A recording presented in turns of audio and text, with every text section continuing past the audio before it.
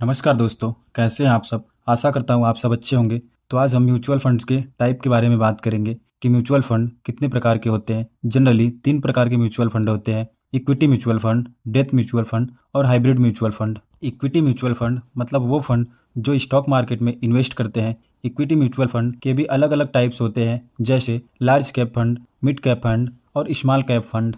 तो large cap fund को समझने से पहले हम मार्केट कैपिटलाइजेशन क्या होता है हम इसे समझते हैं। मार्केट कैपिटलाइजेशन से हमें कंपनी का साइज पता चलता है, यानी पता चलता है कि कंपनी छोटी है या बड़ी। मार्केट कैपिटलाइजेशन के अनुसार कंपनी जनरली 3 टाइप में बांटी जाती है: large cap company, mid cap company और स्मॉल कैप कंपनी। जिन कंपनी का मार्केट कैप 5,000 करोड़ से कम है उसे स्मॉल कैप कंपनी कहते हैं। जिन कंपनी का मार्केट कैप 5,000 करोड़ से 1,00,000 करोड़ के बीच में है उन्हें मिड कैप कंपनी कहते हैं। और जिन कंपनी का मार्केट कैप 1,00,000 करोड़ के ऊपर है उन्हें लार्ज कैप कंपनी कहते हैं। लार्ज कैप कंपनी बड़ी और वेल इस्टेब्लिश होती है। सभी लार्ज कैप कंपनी अपने अपने सेक्टर में लीडर होती है। लार्ज कैप कंपनी के पास खराब समय में सर्वाइव करने के लिए अच्छी खासी फाइनेंशियल स्ट्रेंथ होती है। इसलिए लार्ज कैप कंपनी में स्मॉल कैप और मिड कैप कंपनी से कम रिस्क होती है।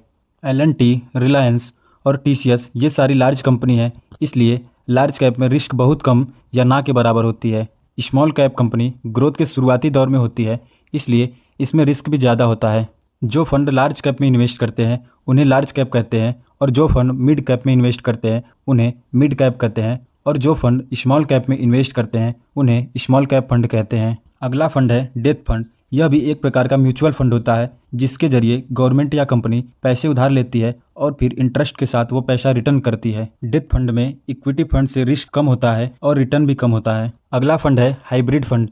हाइब्रिड फंड मतलब वो फंड जो एक से ज़्यादा एसेट में इन्वेस्ट करते हैं। हाइब्रिड फंड डेट और इक्विटी दोनों में इन्वेस्ट करते हैं। इसमें 65 से 80% पैसा इक्विटी में लगता है और बचा हुआ डेट में लगता है। ये जानकारी आपको कैसी लगी और नेक्स्ट वीडियो आपको किस टॉपिक पे चाहिए कमेंट में ज़रूर बताएं। मिलते हैं किसी नई वीडियो के साथ, तब तक के लिए धन्यवाद।